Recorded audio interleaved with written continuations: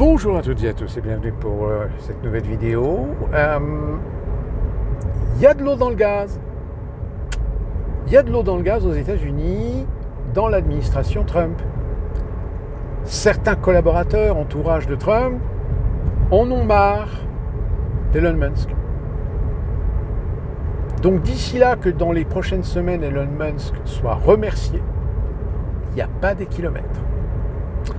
Force est de constater quand même que Elon Musk, il n'a pas été par le dos de la cuillère quand même, jusqu'à même supprimer carrément des administrations. Donc ça a commencé avec la suppression de l'USAID, ça a continué avec un certain nombre de services, alors, la FDA, qui est la Food and Drug Administration, qui est l'administration censée délivrer les permis pour tout ce qui est vaccins, médicaments et alimentaire. L'administration, le secrétariat à l'éducation, pareil. Alors, on se pose légitimement la question, on dit mais s'ils suppriment ces administrations, comment ça va tourner à l'échelle fédérale? Je vous avais dit, comme le système américain n'est pas un système centralisé. Chaque État a le pouvoir de faire ce qu'il veut. Il a le pouvoir d'appliquer les politiques fédérales comme il a le droit d'appliquer une politique interne, souvent décidée par le même système qu'on trouve à l'échelle fédérale, c'est-à-dire un pouvoir exécutif et un pouvoir législatif. Le pouvoir exécutif étant représenté par le gouverneur et son administration, et le pouvoir législatif par un parlement. D'ailleurs, le parlement, c'est les députés, je crois. Et même les États ont leur propre Cour suprême pour statuer sur des litiges, par exemple. Et s'il y a un litige qui ne va pas dans le sens de gens qui ont mis le sujet auprès de la Cour suprême d'État, c'est là qu'on va aller chercher la Cour suprême, la haute autorité, qui est la Cour suprême fédérale, pour statuer. Et la Cour fédérale suprême, en général, a un ascendant sur les choix et les décisions d'État. Mais ça ne veut pas dire que si la Cour suprême va à l'encontre d'une décision d'un État, que l'État doit se soumettre. Il peut très bien faire une procédure pour modifier la loi, pour contourner une loi qu'il a décidé d'abroger, de ne pas respecter, de ne pas appliquer à l'échelle de son État. Donc vous voyez, ça n'a rien à voir avec ce qui se passe en France. En France, l'État est centralisé. Vous avez un exécutant qui s'appelle un préfet, et le préfet, la plupart des directions, que ce soit régionales, départementales, communales, le préfet dit blanc, donc les administrations régionales et départementales, c'est blanc, c'est pas noir.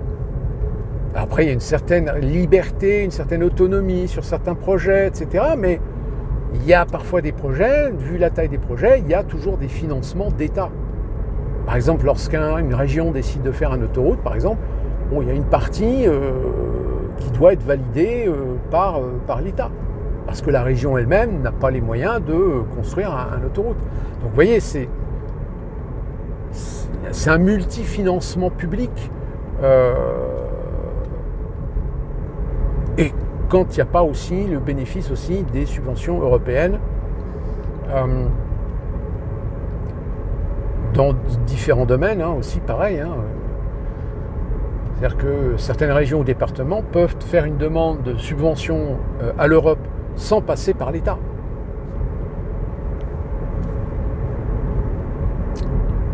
Alors qu'aux États-Unis, vous avez une certaine autonomie des États vis-à-vis de l'État fédéral. Même si, encore une fois, l'autonomie reste relativement limitée dans certains domaines. Si, par exemple, le Texas, aujourd'hui, est un État qui est très regardé parce que c'est un État qui a aujourd'hui un pouvoir qui peut demain très bien être déclarer son indépendance, aux yeux de l'Union, donc l'Union de Bill, c'est-à-dire que c'est le texte, c'est les textes de l'Union, interdit aux États de se fédérer. Sauf que le Texas, non seulement c'est un des rares États qui aujourd'hui a une réserve d'or, donc c'est-à-dire que c'est un État qui peut se permettre une indépendance en ayant une réserve financière, mais aussi parce que c'est un des États qui a la garde nationale la plus importante.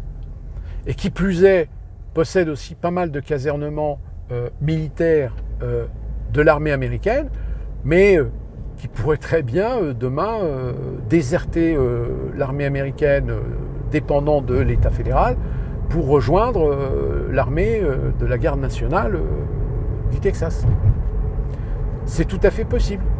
Donc c'est pour ça que le Texas est un État qui garde encore un certain ascendant à l'échelle fédérale, alors qu'il y a d'autres États, par exemple la Californie, même si c'est l'État qui dégage le plus de PIB à l'échelle des États-Unis, cet État n'a pas un niveau militaire suffisant, n'a pas une garde nationale suffisante et n'a pas de réserve d'or. C'est-à-dire qu'elle dépend du dollar. Alors il y a d'autres États, et je crois qu'il y a deux ou trois autres États qui ont dédollarisé leur système financier, c'est-à-dire que le dollar reste évidemment la monnaie de référence, mais les États peuvent se préserver en choisissant une autre devise, comme l'euro par exemple, ou même se financer avec de la matière première, ou de l'or ou de l'argent. Donc, vous voyez, c'est assez compliqué. Contrairement à la France, où la France, c'est un pouvoir centralisé et qu'il n'y a aucune chance que des régions, des départements, demain décident de dire « ouais, il y en a marre », puisque même les idéologies indépendantistes, qu'elles soient bretonnes, basques, corses, pour les plus connus, on va dire, aujourd'hui, ce ne sont que des idéologies très marginales. Même la Corse est peut-être considérée comme étant peut-être la région où il y a un potentiel, mais avec quels moyens ? Parce que bon, malheureusement, la Corse, elle reste dépendante dans certains domaines de la France métropolitaine. C'est un peu comme les dom-toms, si vous voulez. C'est pareil, vous avez des gens qui parlent de faudrait donner leur autonomie à ces gens. Non, pas forcément, parce que ils vont vivre comment ? Et là, le problème, ils n'ont pas d'énergie, tout du moins, ils n'ont pas d'outils de production d'énergie, ils ont de la matière première, mais pas suffisant pour... ils n'ont pas les outils, ils n'ont pas les expériences, ils n'ont pas les expertises pour les exploiter.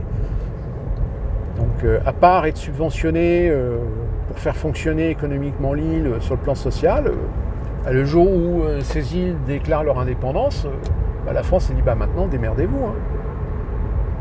Ah ouais, mais non, mais vous ne pouvez pas nous lâcher comme ça, vous devez continuer de nous aider. Non, vous avez voulu votre indépendance, vous l'avez.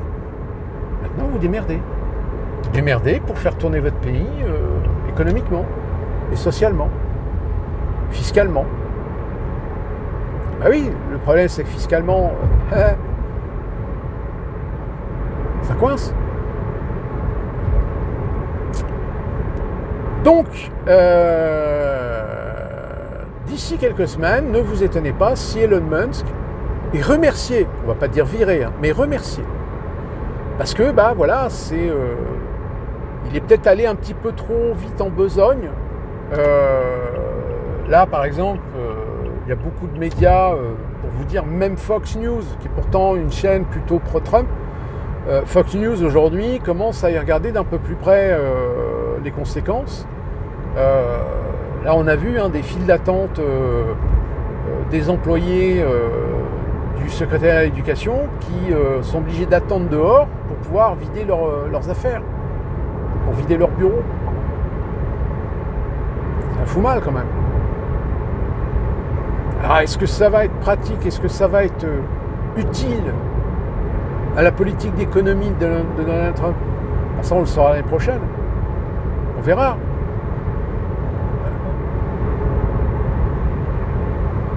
Le fait est, c'est que, en revanche, il y a quelque chose qui commence un petit peu à tiquer.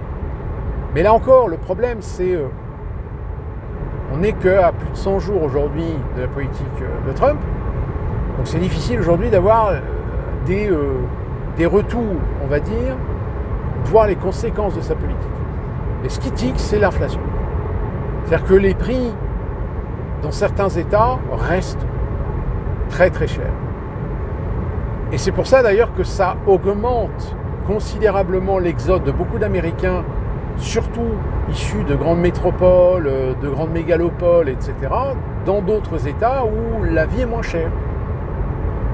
Moi, je peux vous dire que là où j'habite, ça fait depuis 2-3 ans qu'il y a une folie de l'immobilier parce que il y a un afflux de gens qui viennent de différents États et il faut bien les loger, ces gens-là.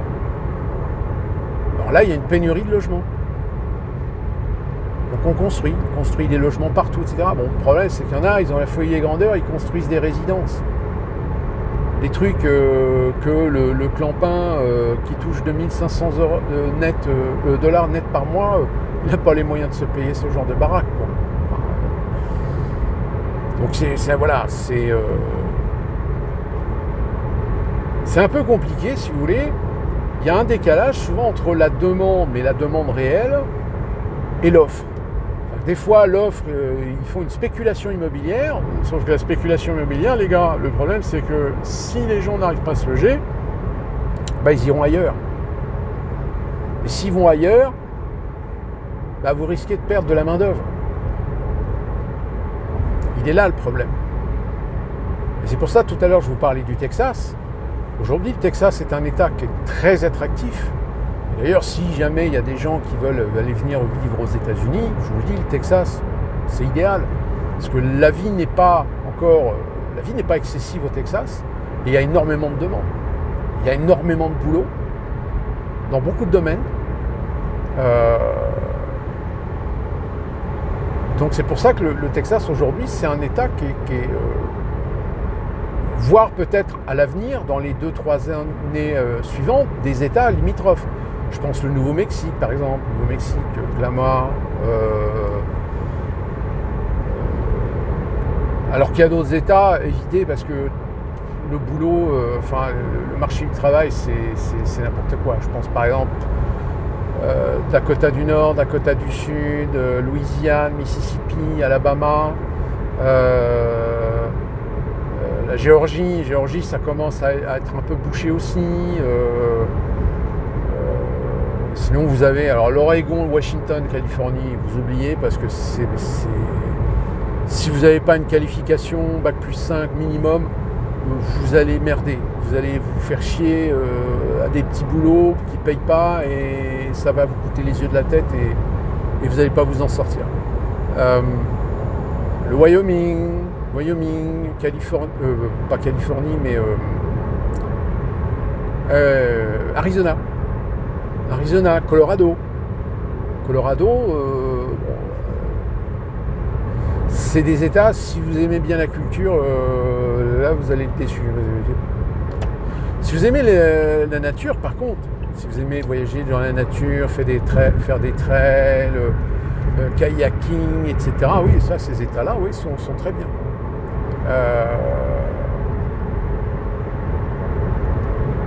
Après, l'Arkansas, alors l'Ohio, Michigan, Wisconsin, Illinois. J'oublie toujours l'État qui est entre l'Ohio et l'Illinois. Il y en a un entre les deux, j'arrive jamais à me souvenir lequel c'est. C'est compliqué, ça dépend des endroits. Les grandes villes, laissez tomber. Par contre, vous avez des petites villes moyennes où là, il y a encore de l'activité économique. En revanche, alors tout ce qui est New York, Massachusetts, Vermont, Maine, Pennsylvanie, parce que Philadelphie est en Pennsylvanie, Maryland, Virginie, le pire c'est Virginie occidentale. Alors là, cet État est un État complètement sinistré, c'est l'État d'ailleurs le plus pauvre des États-Unis. Enfin bref, tout ça pour vous dire que là, les Américains commencent à être impatients par rapport au niveau des salaires, au niveau du coût de la vie. C'est-à-dire que là, on attend. Parce que bon, Donald Trump qui augmente les frais de douane sur les importations, pardon. Oui, c'est bien gentil, mais si c'est pour pousser des entreprises à finalement se fournir aux États-Unis et donc redévelopper des secteurs d'activité,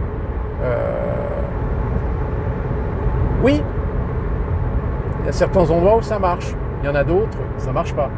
Et ça ne marche pas, évidemment, dans les États où il y a une surpopulation. Là où il faudrait qu'il y ait un redéveloppement économique, un redéveloppement industriel. Mais là, pour l'instant, c'est le blackout total. Pas dire que... Hein, c'est une catastrophe même. Donc voilà pour l'information importante. Donc on va voir ce qui va se passer. Ou ça se trouve peut-être que c'est une fake news qui a été balancée par des progressistes pour essayer justement de tuer un petit peu le bonhomme qui... mais bon, voilà, dans le clan Trump, il commence à se faire un petit peu tirer dessus parce qu'il va trop vite, quoi. C'est trop vite et trop brutal. Donc forcément, tout ce qui est brutal en général, ça passe très mal. Et ça peut vous détruire une réputation. D'ici là, qu'on se retrouve pour une prochaine vidéo. Portez-vous bien, soyez prudents, soyez attentifs. Je ne reviendrai pas sur le cas de Marine Le Pen, parce que là, moi, je sature. Franchement, là... sur X, c'est bien simple. X, ça fait 2 jours que j'y vais plus parce que ce n'est que ça. L'algorithme de X commence à me faire chier, à m'envoyer que des trucs sur Marine Le Pen. Puis en plus, c'est que des trucs, évidemment, de ceux qui détestent le RN, qui détestent toute la gauchiasse là, qui s'éclate, là, qui est en train de se masturber. Là. Enfin bon, là, on va voir en 2026, mais bon, à moins d'assouplir la loi, de la réformer, je ne vois pas trop comment on pourrait changer le fusil d'épaule. Bouge le pied du mieux.